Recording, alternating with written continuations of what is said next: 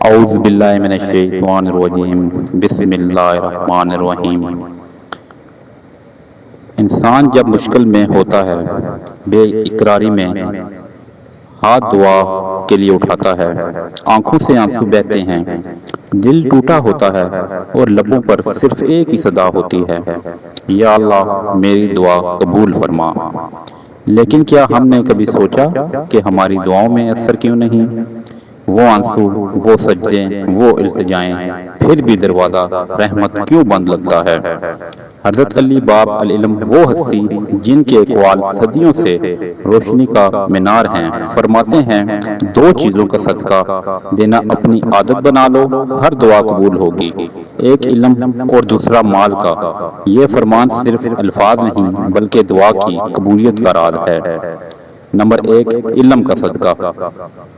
علم اللہ کی ایک عظیم نعمت ہے۔ جب تم کسی کو علم سکھاتے ہو، اسے ہدایت کی راہ دکھاتے ہو، خواہ وہ ایک آیت ہی کیوں نہ ہو، اور تم ایک ایسا چراغ چلاتے ہو جو اندھیروں کو روشنی میں بدل دیتا ہے۔ علم کا صدقہ صرف درس و تدریس نہیں بلکہ کسی کو راہ دکھانا، حق کا مشورہ دینا، کسی کو برائی سے روکنا اور کسی کو قرآن و سنت کی طرف مائل کرنا بھی علم کا صدقہ ہے۔ نمبر دو، مال کا صدقہ۔ مال وہ چیز ہے جس سے انسان سب سے زیادہ محبت کرتا ہے۔ جب تم اللہ کی راہ میں اپنے مال میں سے خرچ کرتے ہو، کسی یتیم کے سر پر ہاتھ رکھتے ہو، کسی بھوکے کو کھانا کھلاتے ہو، کسی مقروض کا بوجھ ہلکا کرتے ہو، تو اللہ تعالیٰ کی رضا کے لیے اپنے نفس کو قربان کرتے ہو۔ اللہ تعالیٰ فرماتے ہیں جو تم اللہ کی راہ میں خرچ کرتے ہو، اللہ اسے بڑھا چڑھا کے روپوش دیتا ہے۔ جب تم علم اور مال کا صدقہ دینا اپنی عادت بنا لیتے ہو تو تم صرف ایک نیکی نہیں کرتے بلکہ تم آسمانوں پر دروازے کھٹکاتے ہو۔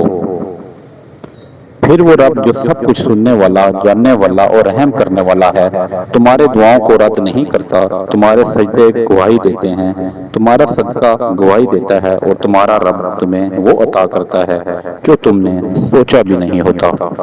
تو آؤ آج سے ایک نیت کر لو، ہر روز کسی کو ایک بات سکھانی ہے اور کسی ضرورت مند کو کچھ دینا ہے، چاہے وہ علم ہو، مال ہو، وقت ہو یا محبت ہو، کیونکہ جب صدقہ تمہاری عادت بن جائے تو دعائیں تمہاری طاقت بن جاتی ہیں۔